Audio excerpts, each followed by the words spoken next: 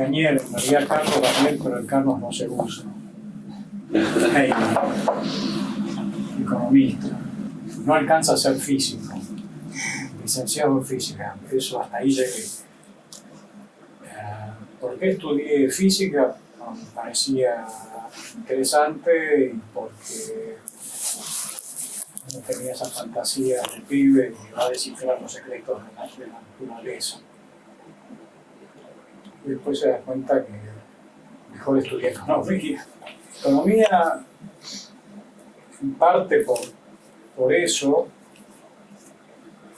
y por la motivación que tiene mucha gente que ahora cursa y viene cursando materias de macroeconomía a lo largo del tiempo, y es preocupación por el ciclo argentino. La curiosidad para ver si en la facultad alguien me iba a instruir sobre este fenómeno que yo veía en la calle y que me intrigaba.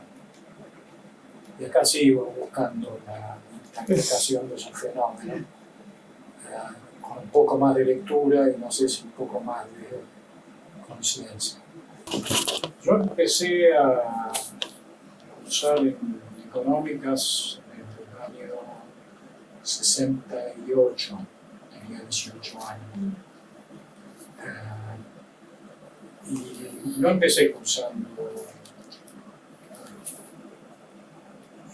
en serio en la facultad porque, en realidad entré a la facultad porque habían cambiado el régimen de ingreso. Antes de eso había que ser perito mercantil, rico de ser perito mercantil, así que era un alto costo. Y fue sustituido en ese año por un examen de ingreso, después del cual me dediqué más bien a estudiar física y estuve, salvo dar análisis económico, más o menos ya lo creía, no hice gran cosa hasta el año siguiente, que hice muy lindo curso de Economía 1 y Economía 2, muy lindo curso, que era una materia de gente joven que da una bibliografía avanzada después de descubrir.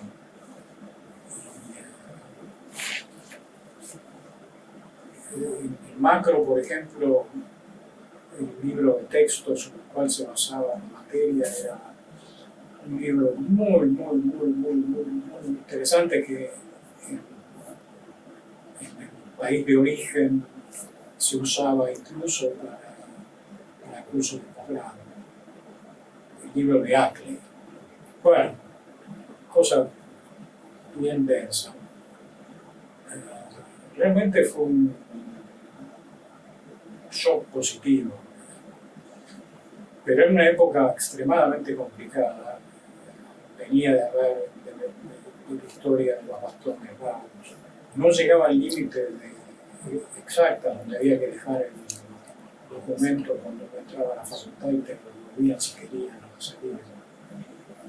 Pero se sentía la tensión.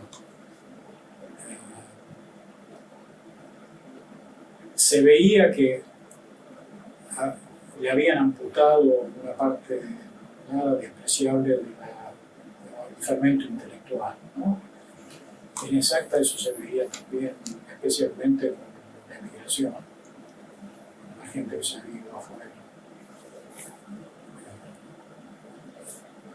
Con la preclara decisión de la Argentina que era, tenemos un grupo de científicos que están en el nivel internacional, echémoslo. En económica no era lo mismo, pero se notaba la tensión, ¿no?, entre estudiantes y profesores, claustro docente no lo sé, pero seguramente también.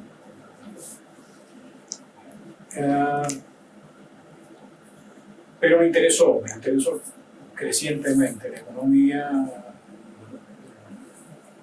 al final las cosas, especialmente porque en física también, como decía el efecto de la intervención del 66 era más marcado.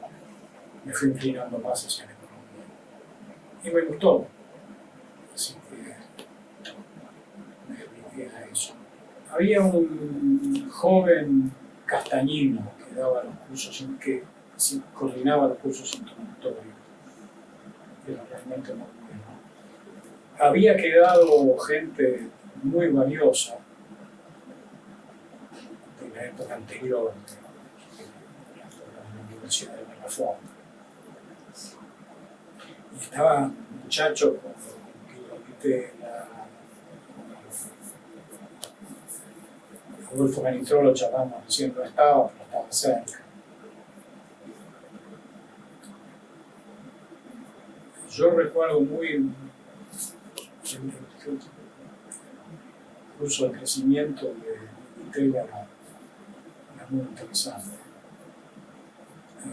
Javier Villanueva hablando de planificación, Rolf Mantel, en cuestiones de teoría económica. Él daba un curso muy interesante sobre teoría del bienestar. Ana Martilena, en economía internacional externa, éramos, que daba un núcleo de gente muy motivadora. Me estoy olvidando de unos cuantos simplemente. Brown, que le daba un toque particular a la cosa. Fue realmente un curso extremadamente original. Era un curso de historia del pensamiento económico basado en Sraffa. O sea, la primera mitad del curso era leer el librito de Sraffa de producción de mercancías entero, ida y vuelta. Y después se veían, digamos, el resto de la historia con el prisma de...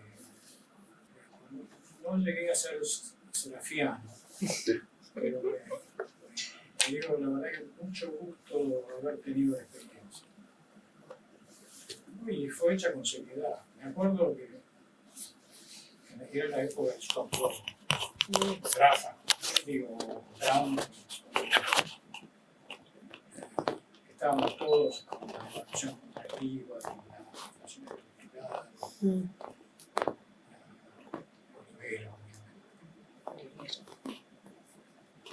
Se me ocurrió hacer un modelo de paper de Brown y Joy, un estudio en estancamiento económico,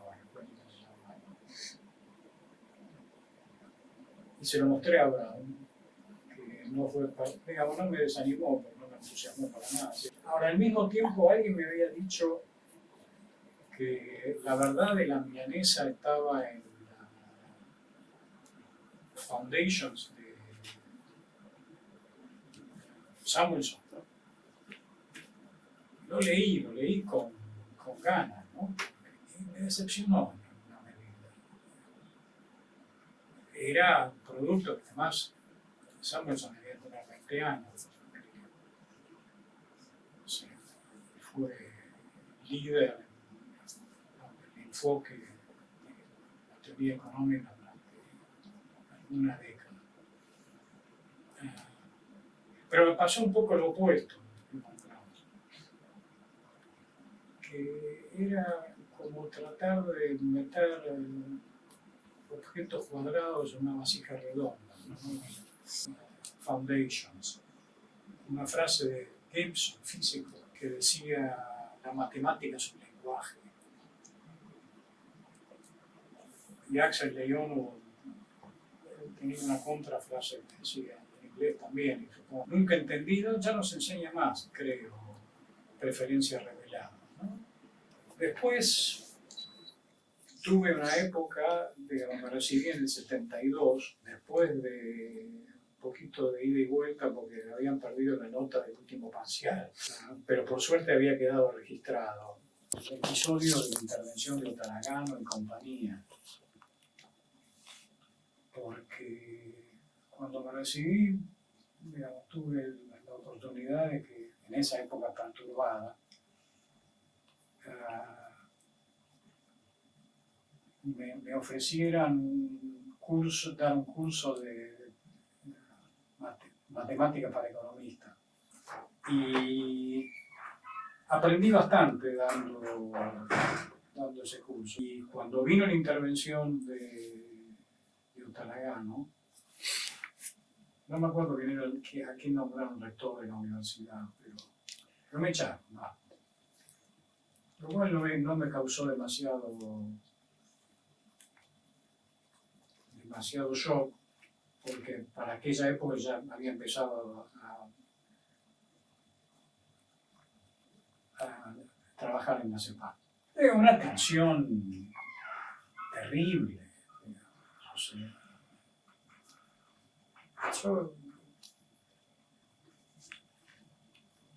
Paulo Freire, que nos instruyeron a los jóvenes profesores a tomar un seminario de Paulo Freire, fue muy interesante, por otro lado, pero lejos de lo que es la pedagogía de la fórmula.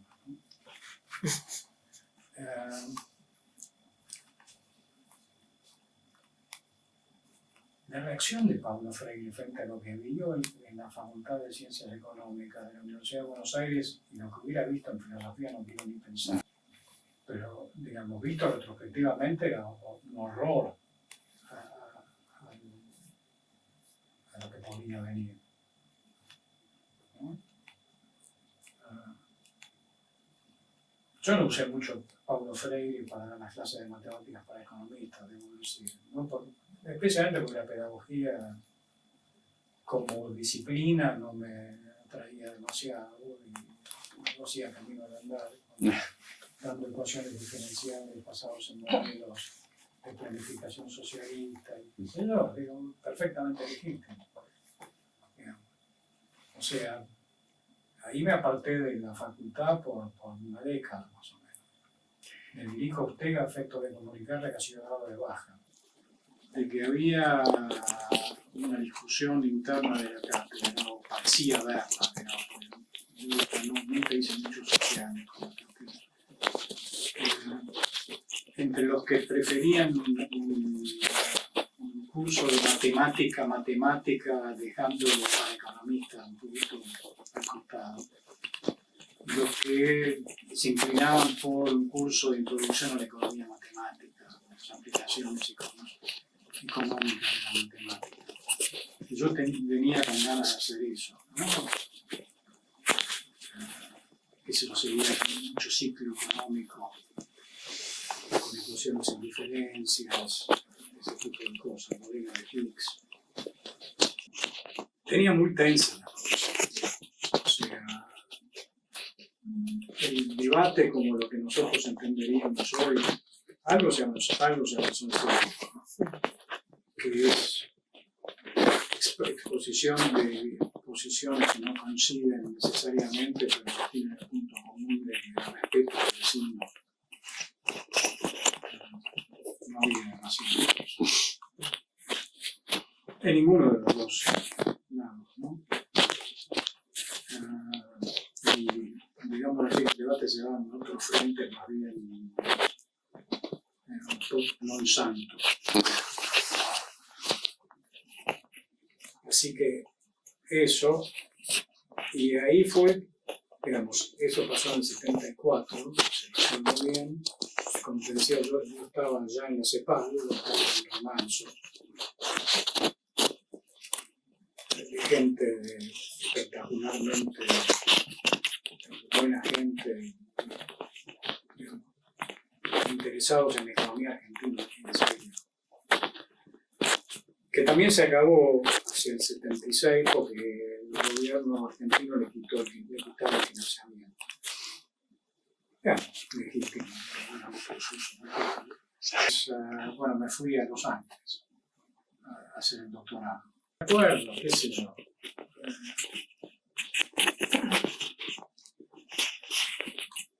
Una vez me pidieron que fue mi primer trabajito, un pequeño documento de trabajo sobre métodos para trimestralizar series anuales. Trabajito de estadística. Y me propusieron eso, bueno, creo que pareció curioso la coexistencia de un medio físico y un medio economista. Pero había gente del tamaño de Alberto Fracchia y la manera que tenía de habilitar gente era pedir órdenes de magnitud.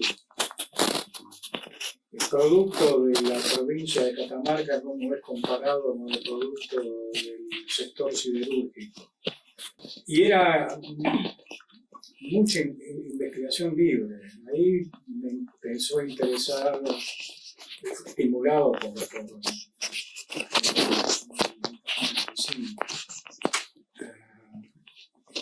el trabajo sobre ciclos, fluctuaciones de la industria manufacturera argentina. Terminó el documento, un librito. Bueno, eso también se acabó un poco porque, como decía, la oficina se cerraba y me quedé sin trabajo, esencialmente.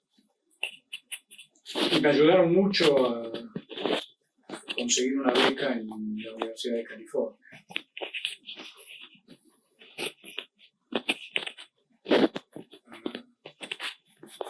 O sea que también fue una época donde conocí a Axel de Iono, tipo absolutamente progresivo. Yo todavía no estaba, pero era folclore. La pelea de Olivera con Tejano, exacto. Física molecular. Eso fue mi paper de economía, de física, con dos amigos, con Mario y conmigo. Sí. Fue un índice de intensidad de la ligazón entre átomos en moléculas usando cuántica. Sí, me parece impresionante. Pero ahora, ¿qué pasó luego? En el año 76.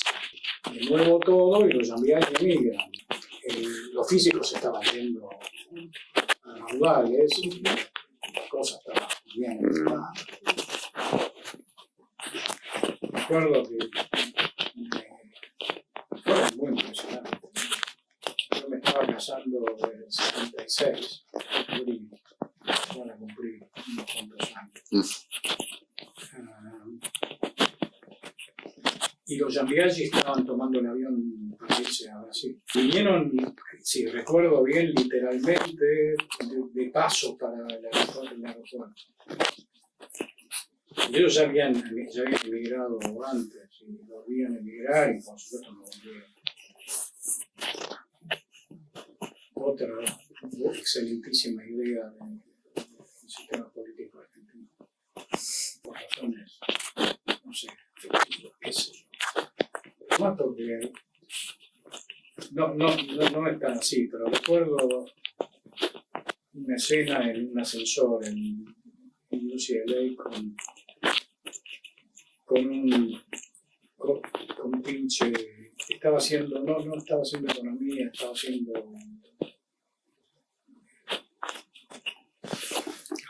economía y negocios.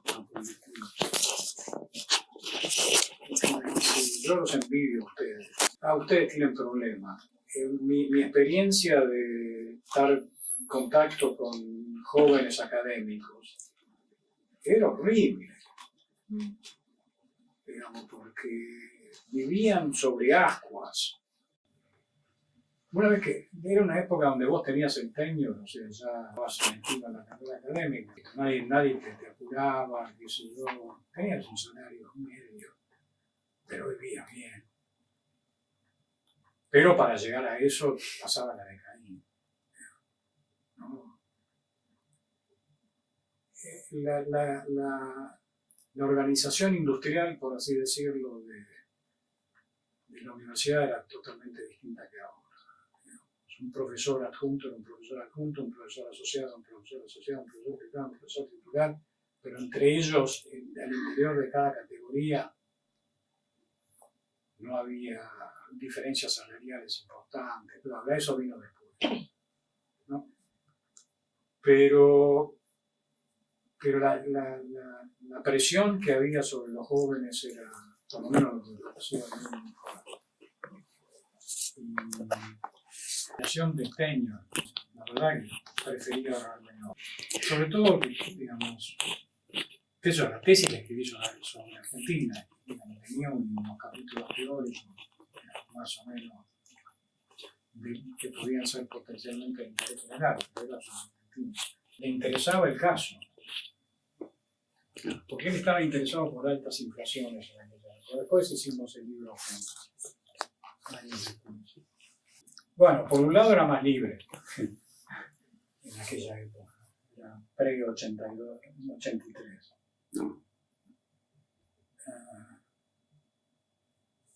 Dos, bueno, cada seminario era una figura estelar.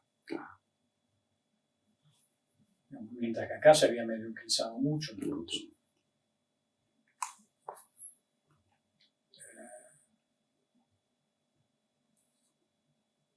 Y tres, de nuevo, faltaba un poquito la sal y pimienta que le daba la realidad externa. No para todos, pero la distancia se notaba más, especialmente cuando era extranjero. Pero se aprendía mucho.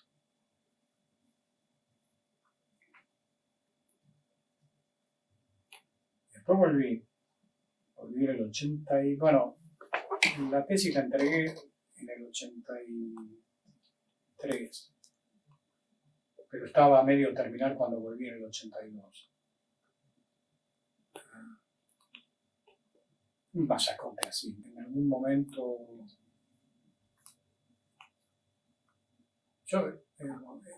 la escena cuando volví, que volví a la CEPAL, con un contratito de nada, había participado en un concurso, gané un concurso en el Banco Central,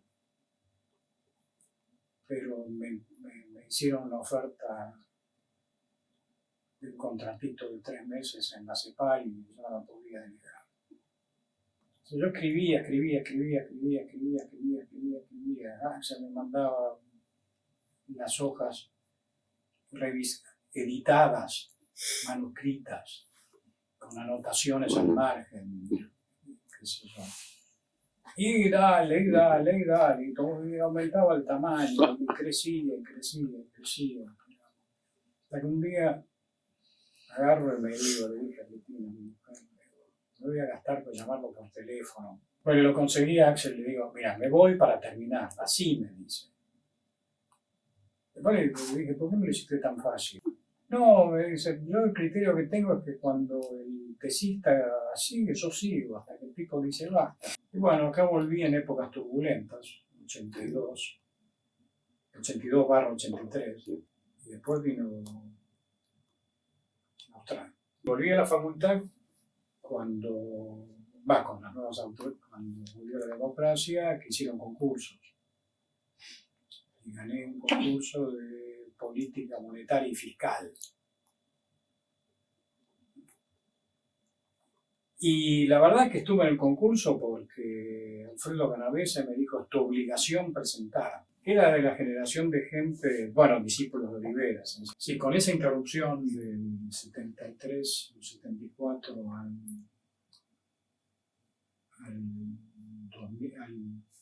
bueno, en realidad no recuerdo bien qué mes fue, pero fue en el 86 que volví a dar clase. Cambió, digamos, empecé con política monetaria y fiscal, que era una especie de macro un poco más avanzada que la macro, algo así como la última materia de macro. Después que desapareció el programa pasó a llamarse tópico de macro, que era una gran cosa, y es una gran cosa porque tenés libertad de dar un programa variable a lo largo del tiempo. Y después me convencieron de macro 2. Yo, digamos, aproveché muchísimo de los cursos de posgrado. Digamos, ahí sí estaba Canitró, estaba José Luis Machinea, estaba Juan Surruy, estaba el embrión, digamos, Roberto Frente. Quedaban, digamos, ellos habían leído a Axel Millón, la teoría del macro del desequilibrio en aquella época. Bueno, ahí sí había fuerte contacto, ¿no? Y muy interesante esos cursos. Te daba en épocas bastante oscuras o muy oscuras una vista de lo que es el trabajo intelectual en serio. Porque lo hacían bien académico, sin despreciar lo aplicado, por supuesto, pero te abría el panorama. Ellos en realidad me convencieron indirectamente yo solamente apliqué, como le dicen, a UCLA, una sola universidad, pero en realidad no me quería ir. Me ofrecieron la beca, qué sé yo, no me iba a decir que no.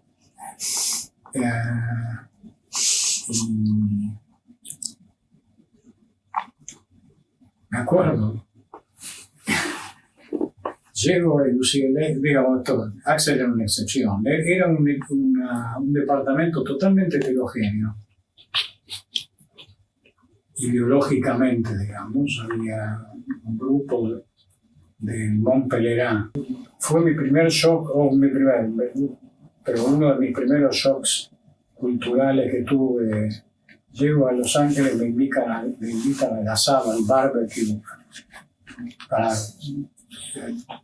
recibir a los nuevos estudiantes de posgrado. Y primera escena, una arenga de los profesores diciendo: ustedes son la flor y la nata de los estudiantes de posgrado, y lo único que les digo, no desarrollen ínfulas y estudien de todas maneras.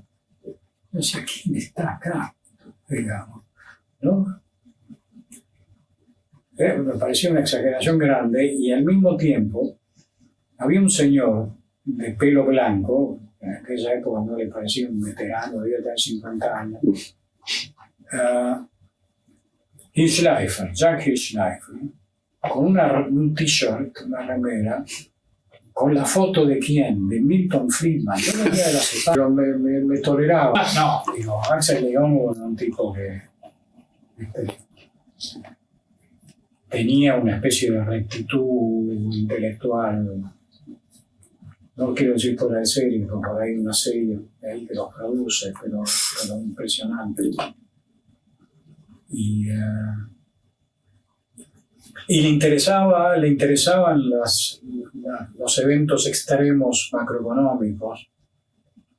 Y entonces yo estaba en mi sala. O sea, yo daba buena parte de lo que daba, acordate, en la materia optativa.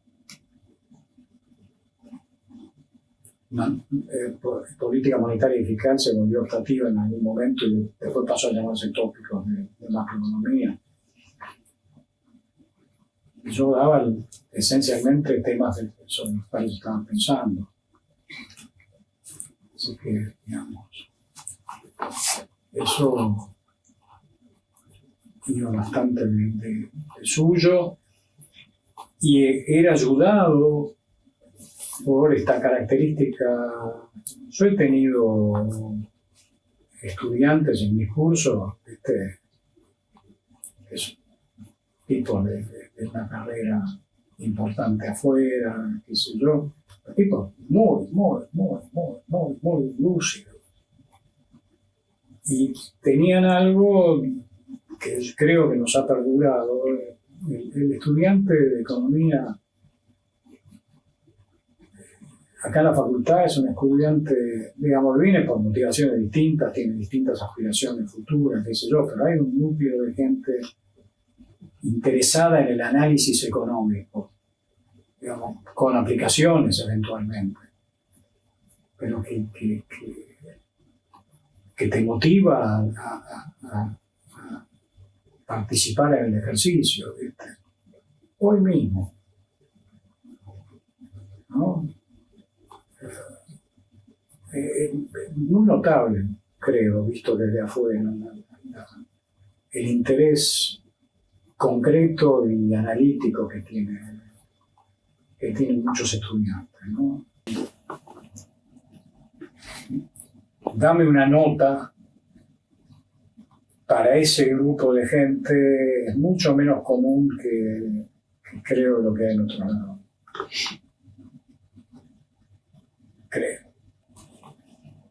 Digamos, lo cual es perfectamente legítimo. Uno puede estudiar una carrera para acumular capital humano, por decirlo de este modo. O porque se le contó a un amigo que se consigue un trabajo bien, lo cual es totalmente loable.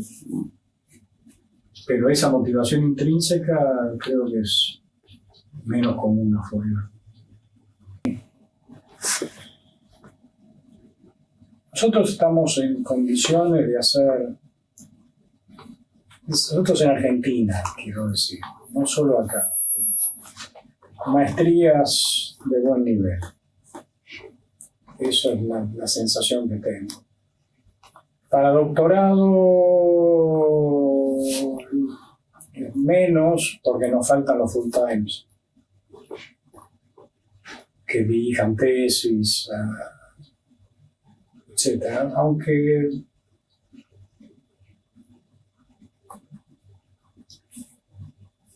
hay más ambiente académico ahora que cuando yo volví. Pero acordate que cuando volví fue la época que siguió a la perturbación de los 70s y los 80s. Había mucha discusión.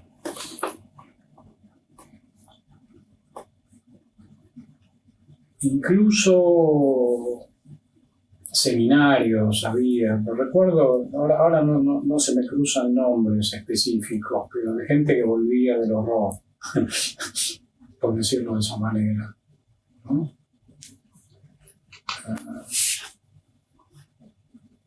Gente que había estado presa política, que hacía seminarios y volvía contando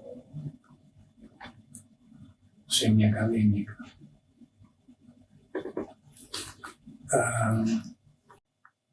Leí a Olivera con el sumo interés. Fui a un curso de distribuciones, que es una técnica matemática, y debo confesar que a las dos clases dije bandera blanca. La CEPAL te daba mucho contacto, incluso de gente de la facultad. O sea, en su época era un centro de encuentro, ¿no? Sensación mía.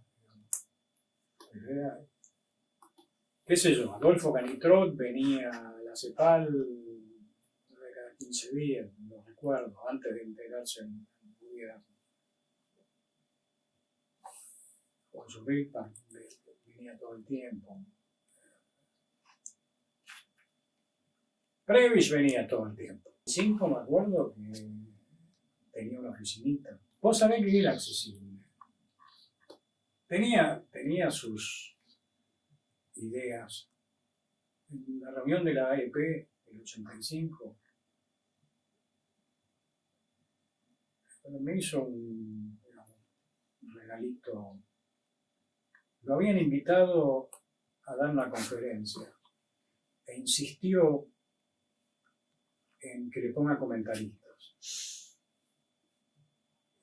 Y me pidió a mí de comentarista, de uno de los comentaristas, y pidió un comentarista de Chicago. Encontraron uno que lo trató mal. Salió feliz. Le gustaba la pelea. Cuando una vez me vio caminando por las paredes en aquellas idas y vueltas en Australia, le di una lección de vida, me dijo, en este trabajo hay que aprender que es imprescindible endurecer la epidermis. Pero yo nunca llegué a endurecerme nada. Bueno, ahí me invitaron a dar clase en el posgrado en Vitela, tras un llamado a Los Ángeles, a preguntarle a Axel si me iba a pasé por ahí y me dice, me llamaron del Vitela Institute. No, pero para un argentino es lindo. Eso fue incluso antes que yo volviera a la clase acá, en el posgrado en Vitela. Está lo dogmático. La economía, el análisis económico debe reproducir uno a uno las características de la economía de la cual se trate y es intransmisible. Sí. Yo creo que, digamos, un poco a lo que va tu pregunta, no hace falta esa proposición. Digamos, podés tener inspiración e incluso contrapuntística con economía, digamos, argumentos, razonamientos, técnicas que han sido fabricadas para otros contextos. Ahora, estás en una economía donde la devaluación es contractiva, mientras que la literatura macroeconómica no usual te dice la devaluación te hace más competitivo, digamos, bla, bla, bla. ¿Sí? Bueno, pero ya no es así. ¿Y por qué no es así? Y uno diría porque ciertas características de la economía, entre otras, la complementariedad entre las importaciones y la producción local, por el hecho de que las importaciones consisten principalmente en bienes de producción. El encarecimiento de los bienes de producción es contractivo. ¿Okay? Y eso es un fenómeno que es parte de la estructura específica que tiene la economía, dada por sus características, digamos, enraizadas en la tierra, y otras por patrones de política económica. Y no hay historia con eso. Tampoco hay que hacer un dogma, pero acá hay un fenómeno que es un fenómeno específico, que merece un análisis específico. Chao. Yo creo que, mira, el dogmatismo en la economía te achica las opciones. Desde ese punto de vista hay que tratar de evitarlo dentro de lo posible. Pero la economía es demasiado compleja como para perder opciones. Tiene ciertas características que creo son importantes. Una es, el hombre interdisciplinario no está al cohete. Es interdisciplinario y acá estamos. Digamos, que haya más interacción o menos interacción, podemos charlarlo, pero que está ahí la interacción y que se refleja en aportes concretos, qué sé yo. El libro de historias macroeconómicas, un libro interdisciplinario, lo real. Almuerzo de académicos charlando de sus trabajos, hay. A mí me gustaría ver más. Y esto es el Instituto Interdisciplinario de Economía Política de Buenos Aires. Y trata de ser un receptáculo de una variedad de investigadores con profesiones interdisciplinariamente distintas, que hacen lo suyo, ojalá en interacción con los demás, con el objeto de aprender aprovechando la interacción entre ellos, con una temática amplia y libre, pero sujeta a discusión colectiva y para despertarse de interés, temas de interés recíproco. Mi imagen es un poquito bucólica. Lo aprecio al animal este. Una vez me vine a ver un señor de barba, que resultó ser Roberto Perazo, un físico de mente amplia,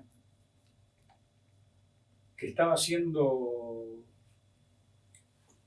trabajando algo así en modelos, digamos, no era exactamente la manera en la cual lo ofrecía, pero eran modelos con vinculación con instrumentos de física que se usan en física para el análisis de cuestiones económicas, organización de mercados, ese tipo de cosas, dinámica de sistemas, ese tipo de cosas.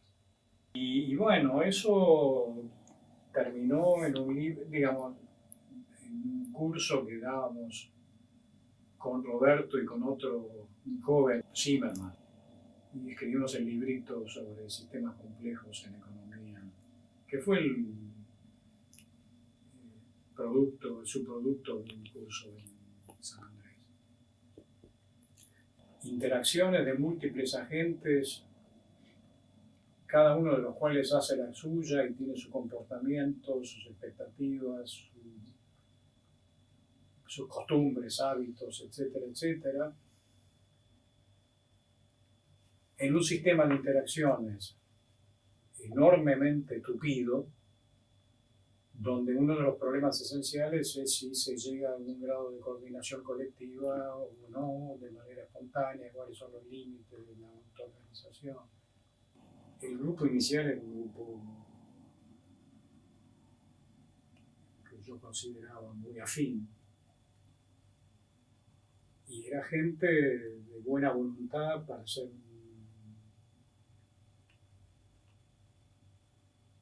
un experimento que podía ser interesante y de alguna manera novedoso por las carreras que tenía cada uno. A mí me pareció eso. Y que poco el laburo mío era una manera del técnico brasileño, yoga bonito, ¿no? Que la gente tuviera un ámbito receptivo y se pudiera trabajar no a presión, sino por vocación.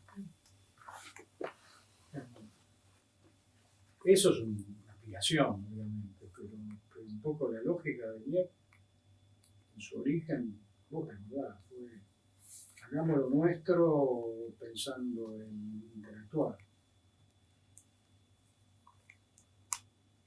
Me dijeron hay que hablar con CONICET, fui a hablar con CONICET. Chao. Es importante que esto sea UBA CONICET, pero no tengo presión. Así que, ¿qué tengo que hacer? Francia que no tiene título, no tuvo título universitario, era perito mercantil. Tipo de una agudeza en el análisis económico, pero impresionante. Ahora, en esa época, qué sé yo, año 73, Lucas, un paper famoso sobre trade-offs, inflación, desempleo, usando expectativas racionales. Estamos leyendo, una de las cosas que también hicimos acá en la facultad, un taller de historia de la teoría monetaria. Somos pocos, pero hace más de 10 años, debe hacer 12 años estamos ahí. Desde Adam Smith, desde Hume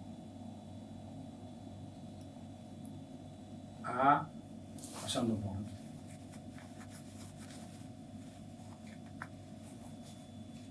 Smith, Ricardo, bueno, toda la descendencia. Historia de la teoría monetaria, donde leemos a un autor o un libro en detalle, esencialmente uno por año. Los veranos de allá de Los Ángeles, cuando estaba estudiando, venía a la Argentina. La verdad que no podía bancarme sin venir.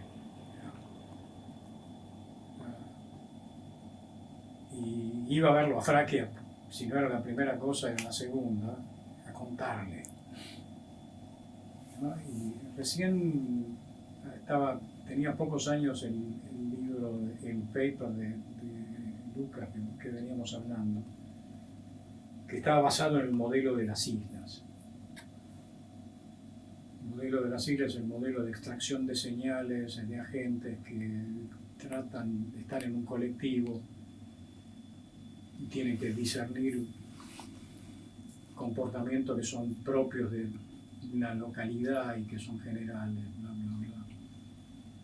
O sea, una vez traté de explicarle a Fraquia el modelo de las islas. Los 30 años estos han sido...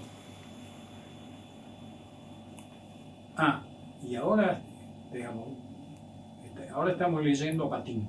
Y lo que me doy cuenta es, Patinkin era un semiformal, pero la técnica expositiva de Patinkin hoy es totalmente poco familiar. Ha habido un cambio, incluso por gente que está emparentada analíticamente, ¿no? O que es pionera o precursora de la literatura más contemporánea.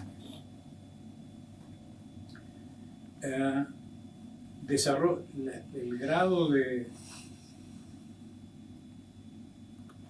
un lugar común decir que el grado de formalización de los modelos y las técnicas de formalización son mucho más desarrolladas, mucho más estrictas también, pero desde el punto de vista metodológico más predeterminadas. Hay un protocolo que hay que seguir. Útil, te diría que sí. Necesario, te diría que no. Yo tengo una especie de idea fija sobre la invalidez de la hipótesis llamada de expectativas racionales, que es, digamos, ya es patológica. Creo que no fue en la buena dirección, en parte por los problemas lógicos que podemos charlar si tienen ganas en algún momento, en parte porque amputan de la discusión cosas que son esenciales, como los procedimientos de aprendizaje que tienen los agentes para desempeñarse en la vida cotidiana, y como la dinámica de conocimiento y expectativas y formación de planes se va generando y adaptando a nuevas reconfiguraciones de la economía, etcétera, etcétera. Ahí me parece que hay un campo abierto grande que ha permanecido inexplorado por un elemento de presión grupal que hace de la hipótesis esa una especie de condición necesaria cuando en realidad no es ni siquiera una buena aproximación. Lo cual no quiere decir que, estuvo Stiglitz acá y se mandó una diatriba. Efectivamente fue realmente muy crítico, tal vez mal de la cuenta.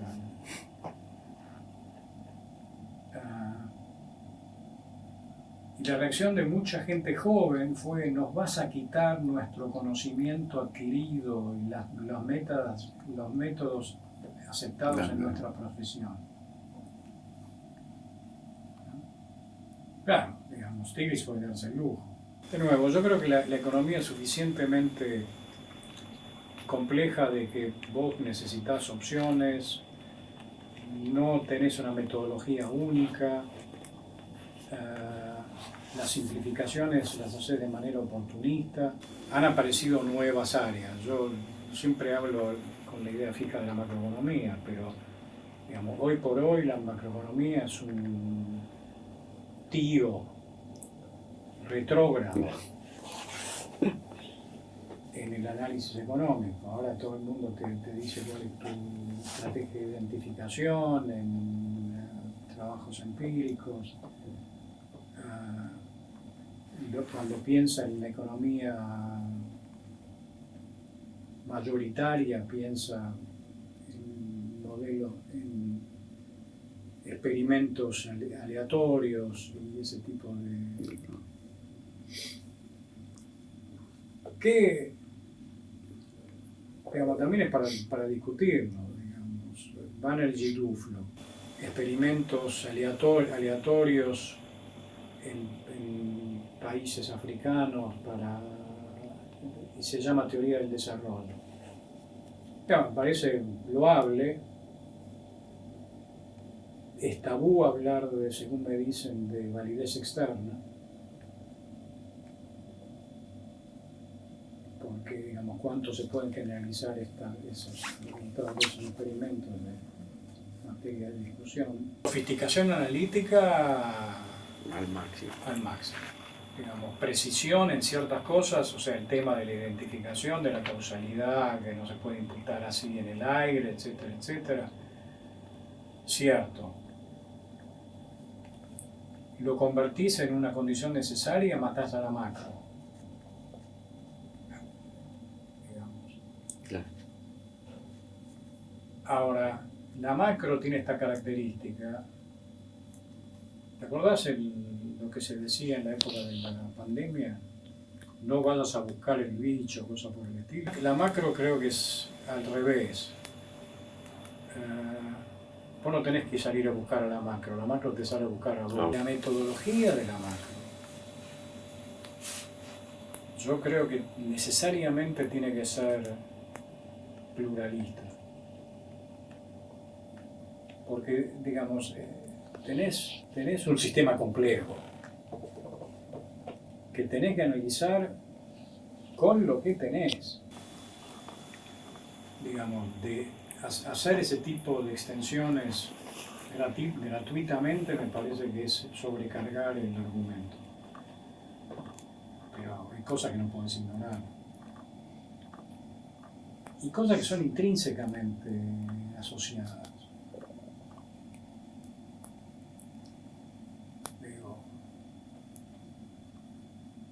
La dificultad de ordenar las cuentas públicas en una economía probablemente tiene mucho que ver con la imposibilidad de conciliar demandas alternativas en un sistema multigrupo, multiagente, ¿no? Multigrupo. El tipo que sale de acá sale con una ensalada de mucho, poquito, nada. Muy diverso. Como tiene que ser, digamos, un resultado de la masividad. Es así. Hay 5 cursos de esta materia, 8 cursos de la otra materia. Pedir que los cursos se homogeneicen tampoco tienen demasiado sentido. Yo creo que importa que haya esa diversidad. Conste que no lo digo en términos ideológicos. El tema doctrinario es un tema que debería ser secundario en el análisis económico, porque el mundo es el mundo, que estamos tratando de entender el mundo, y cuanto mejor lo entendamos, mejor. Y eso puede ser compatible con ideologías distintas. Nada. No sé si la mezcla que estamos haciendo es una mezcla óptima. Si tal cosa pudiera definirse. Pero lo que sí, digamos,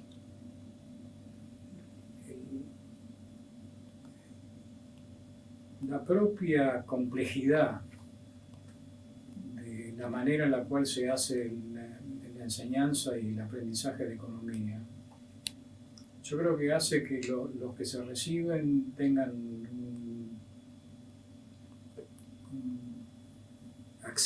hayan tenido un acceso a variantes de análisis y de representaciones que me parece que es positivo. Rico. Y la otra es el resultado de digamos, algo que no es necesariamente positivo, pero que es... La facultad es un medio lío, digamos, grande, diversa. Tenés que acostumbrarte a gente que tiene teorías distintas, ideas distintas, métodos distintos. Administrativamente, digamos, tampoco es tan sencilla. Ahora, de paso aprendés. Y si tenés la epidermis lo suficientemente dura, como decía Prebisch, en una de esas te sirve de aprendizaje en la vida, ¿no? Sin exagerar.